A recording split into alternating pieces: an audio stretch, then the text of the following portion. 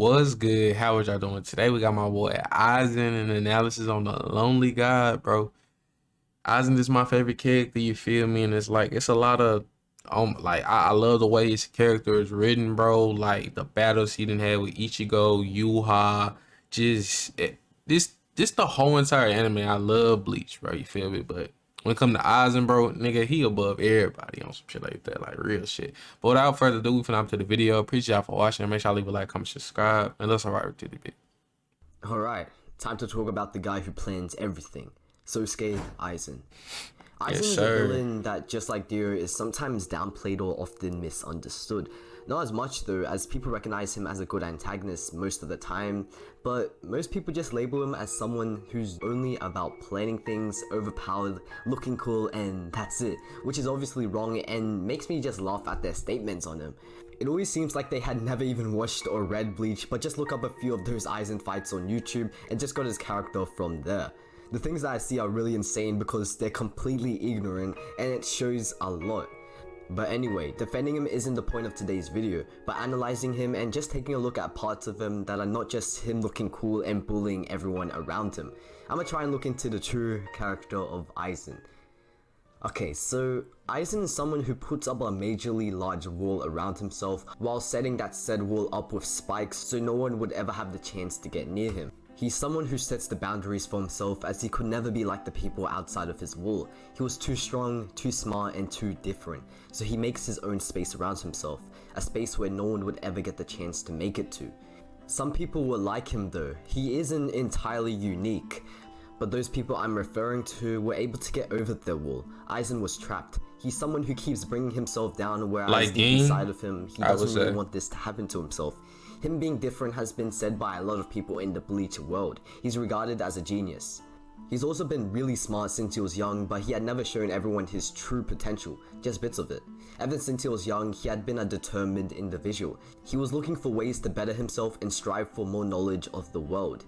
He's someone who's filled with curiosity and ambition. He eventually acquired a load of knowledge on Soul Society and basically learned about how much of a scam the Soul King is. Someone who isn't even controlling the Soul Society but split into different families. Aizen found out there wasn't anything like a king above everyone, especially him. No one has ever stood on top of the heavens before, not even the gods. With the throne being empty and endless possibilities remaining, Aizen takes the role of striving to be on top. He alone will do so, not with Gin or Tozen, just him. He alone would do that just like how he's done everything alone before. Aizen is a lonely person. He's always been a loner. Just like I said before, Aizen is different from everyone else because of his skills and potential. He also kind of is antisocial if you want to add that. He has troubles connecting to people. He only manages to focus on himself all the time. He doesn't give a thought of anyone else or care about anyone else. He walks his own lonely path. This is where I think Aizen develops his god complex. With him being stronger than the average Soul Reaper due to his Ryatsu in mind, he begins to believe that he's way more powerful than everyone else. He sees no equal except, well, someone whose mind exceeds his own, Urahara. But Aizen doesn't really think too highly of Urahara, as Urahara doesn't put all of his knowledge and potential to work. Aizen definitely sees how Urahara is a dangerous person, but he despises him for not using his abilities to overthrow the Soul King, the fake ruler of Soul Society. He sees him as someone who just sits in the background rather than taking a stance, which Aizen definitely hates because he's a very ambitious person. Aizen wants to show everyone how powerful he is, to show that he should be someone who is looked upon as a god rather than the fraud the Soul King is. His hatred, curiosity, and ambition push him to end this fake Soul Society he sees in his eyes and create something more free. Now Aizen has a few ideals and goals that need to be taken a look at. An important goal that needs to be known is that Aizen wanted to destroy the whole concept the Soul Society has built itself upon. He wants to create a Soul Society that suits him. Someone above and controlling Aizen is a major no-go for him and wants to eliminate the concept of a being governing over everyone in the world. With him having a god complex, he finds the idea of someone being superior to him disgusting and just unacceptable because they don't plan to better themselves but just sit with their power doing nothing but look down on everyone, which is what Aizen had seen in the Council of 46, the people he killed around the Soul Society arc. He himself only wanted to be seen at the top, as his hatred for his superiors like the Soul King grew way more as time went on. Aizen's ideals of fixing the false kings of Soul Society can be seen as something that isn't truly evil, But his actions leading up to that goal truly were, because what is this?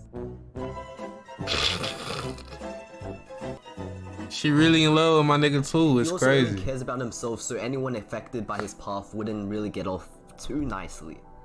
Another of his big goals, or you could say wish, is finding an equal. Someone who could truly stand against him. Someone who can be matched up against him and live.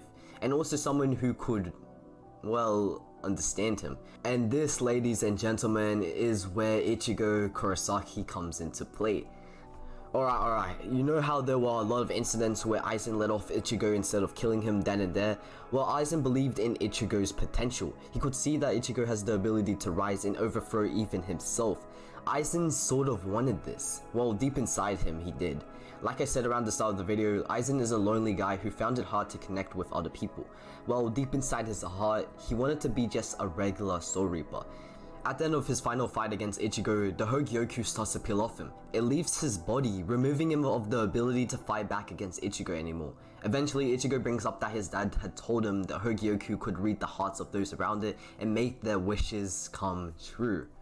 Well, reading Aizen's heart deep down, it found that Aizen wanted his abilities gone, thrown away. Well, this was after Aizen was getting absolutely bullied by Ichigo's Mugetsu form. So now with Aizen's goal of becoming a literal god being unattainable due to Ichigo being way stronger than him at the moment, I think Aizen deep down reached for the wish that he has deep in his heart to come true at that point, which was just being a regular Soul Reaper. In the fight as well, Ichigo found that Aizen was locked in loneliness after touching swords with him. Aizen wished to be with people, but he couldn't due to his exceptional abilities, so he strove to find an equal, but after some time he gave up some nut and shit. gave into himself with the whole god complex thing, but eventually built Ichigo up to become his equal, as he had seen himself similar to him. Ichigo is someone who dislikes higher powers controlling other people's lives, someone who strives to better himself by becoming stronger any chance he gets, has a big load of potential, and also prefers getting things done by himself rather than with other people. He shares these traits with Aizen, which Aizen definitely saw and was interested in. Aizen kept Ichigo alive so he could see him at his maximum potential, but what he didn't know was that Ichigo would far exceed him. This would cause Aizen to go through an emotional breakdown, as Ichigo being way more powerful than him hurt his ego a lot, which is where we get the iconic Aizen quote of how winners don't ask how the world is, but how it should be, showing his egotistical side, which is a huge shield put up that hides his insecurities. Deep inside of him, he truly isn't like that. Ichigo is someone who continuously tries to understand people around him, beats the person who is understood by none, and eventually understands said person. Amazing dynamic in my opinion, and it's really well crafted in giving us the similarities and differences between our protagonist and antagonist. Ichigo, the same as Aizen, was different from other people. He could see ghosts while others couldn't, though he didn't give in to his difference and tried to make connections with others even with it. Aizen though gave in to his difference and loneliness flooded his entire being. He created this god image of himself to stray away from how isolated he was. The fear of him being forever alone though only resulted in him striving to better himself and becoming something more, something that would strive to be on top of everyone, even if he was alone. His character arc is really compelling once you know this information, and you could really feel for Aizen even though he's pretty much a villain and always does things for himself. Now after being beaten by Ichigo, we see how Aizen has drastically changed from whoever he was before. Right now he has no sort of motivation to escape from the Muken, but as we see his speech of death at the end of Bleach, we know that he has grown to understand things a lot more. Aizen believes that people should he could escape if he wants to right now, even when put through tough like situations, anybody, they you should think he struggle can't? and work through their difficulties. You know him, bro. Finding that courage Why within can't them, he? courage that helps them better themselves. Aizen is someone who transcends and Bro got keeps the pushing Hogyoku. on. A god among others, though a lonely one.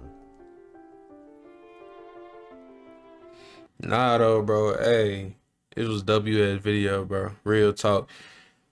Shit, man. Like, yeah, bro. Like, what would I have to say about this, bro? I don't even really know. I'm just lost for words, bro. Like, this is just so inspirational, bro. Type shit. Like, it's inspirational, bro. Especially seeing Aizen's backstory and just knowing that, like, bro really was just alone for real. They don't take away the fact nigga was a villain. You feel me? I'm still rocking with bro, but don't take away the fact he was still a villain and shit like that. But it was just the point, like, what was the reason that he was doing everything he was doing? You know, at the end of the day, it's like, you know, fuck the Soul King. I feel that 100%, bro. Like that whole thing with that, it was just like, I mean, who wouldn't question that shit? You know what I'm saying? But hey man, I appreciate y'all for watching, bro. Y'all make sure y'all leave a like, comment, subscribe. Y'all let me know any other videos y'all like to see me do next. And also, y'all ready for Bleach though? You know what I'm saying? Anybody in here who just got into Bleach, who been watching Bleach, reading, whatever, is y'all ready for Bleach? The first episode releases October 10th, I believe, bro. And it's uncensored. It's gonna stream at nighttime, so shit gonna be uncensored and shit like that, bro. But y'all let me know y'all ready for Bleach. Y'all give me y'all favorite character and y'all top 3 characters in the verse. You feel me?